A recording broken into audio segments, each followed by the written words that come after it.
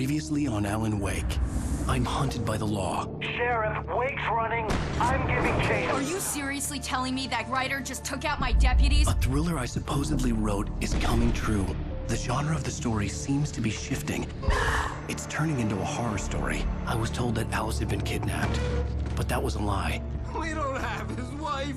We don't know where she is. Her purported kidnapper was eaten up by the dark presence before it attacked me.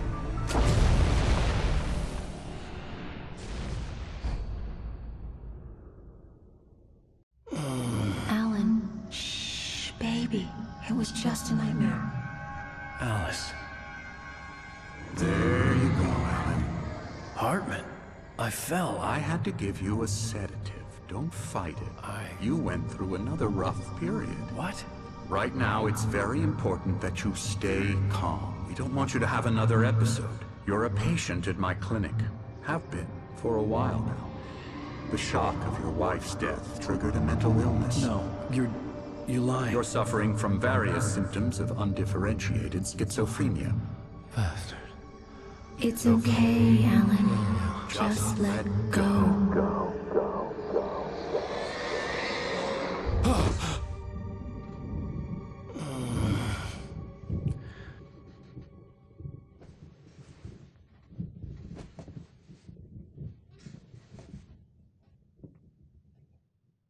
I felt groggy.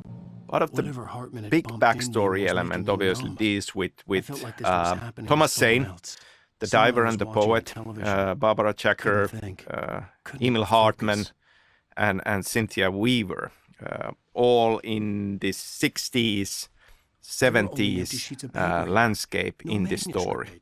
I mean, Thomas Zane is a very kind of important character. Also, somebody who wrote, and also somebody who is now as the diver, very much guiding Alan Wake, but in some ways also haunting him. And many of these elements are set as part of that backstory. I understand you're confused. I would be more concerned if you weren't suspicious of me. I don't blame you for it. Big of you. Now, why don't you come with me? We'll reacquaint you with my clinic and go over everything you might have forgotten. Little walk and some fresh air? Yes, it will do you good. This corridor is for patients. Most of them aren't here right now. Jack took them out for a fishing trip, except for the ones who are particularly vulnerable, of course.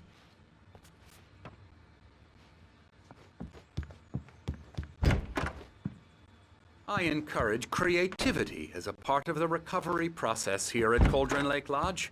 I specialize in treating artists. I bet you do. Splendid, Alan. I honestly believe we can get this thing under control if we work together. This way, Alan.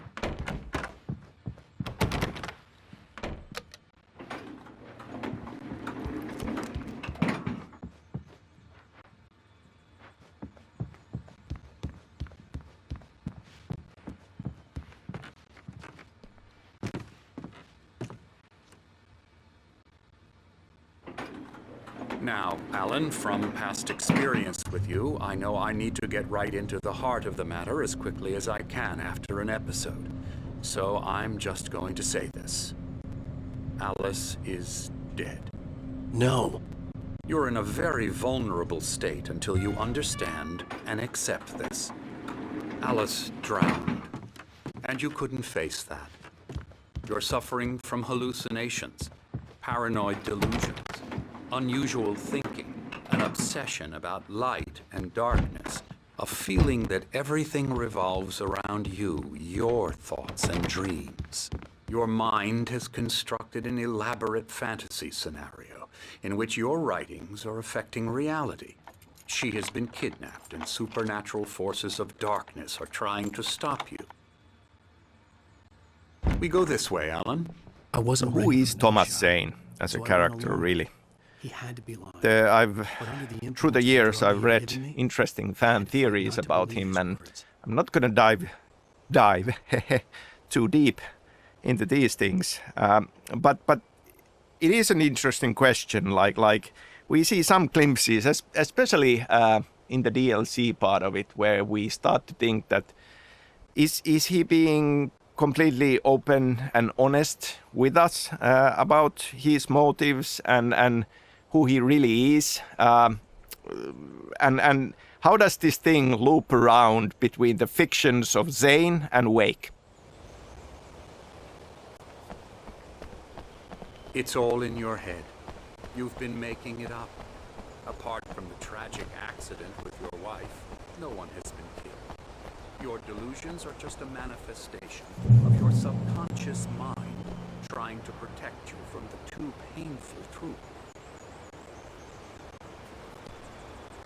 Unless we fight the fantasy, it will return. I know the instinct is to resist me, but think about it. Doesn't this make far more sense than the insane supernatural conspiracy you have concocted in your mind? You're a skeptic by nature. We both know this. Everything can be explained logically.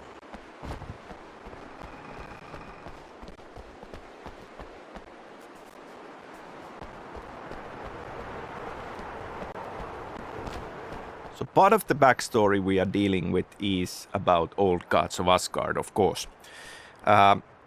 They, in a way, belong into the same continuation as Thomas saying.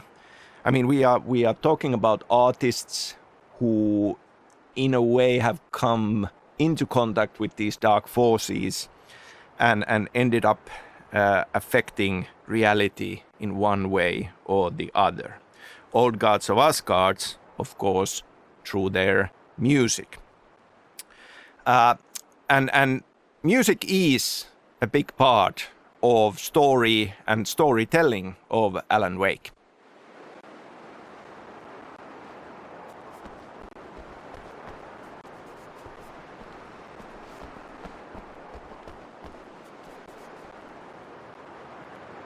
I never get tired of this view. Very inspiring, isn't it? Cauldron Lake spread below us. I could see Mirror Peak on the other side of the lake. I thought I could make out the spot where Diver's Isle had been when I arrived with Alice. Now there was nothing but waves. It seems there's a storm coming. Funny, I don't recall there being a mention of that in the weather forecast. Well, no matter. This way. Follow me. Alan, what I'm telling you is good news. Right now, we're in control. Every time you have a relapse, it gets more and more difficult to resurface from the dark depths of your imagination. Not surprising, considering your profession. Imagination is what you work with. After all your nightmares, this should come as an immense relief to you. If it doesn't, why is that? Because I'm lying? Or because you don't want to admit that you're not well? It's very natural for you to think of me as your enemy. It's part of the illness. I let him talk. After all, Hartman I'm obviously the one loved his trying to own bring you voice. out of His the words world you've echoed constructed madly for inside yourself. my head. But I dug can't my nails do it into the by palms of my myself. hands to stay You focused. need to work with me. Once you accept that, we can begin the journey towards your recovery. Come along. Let's go inside.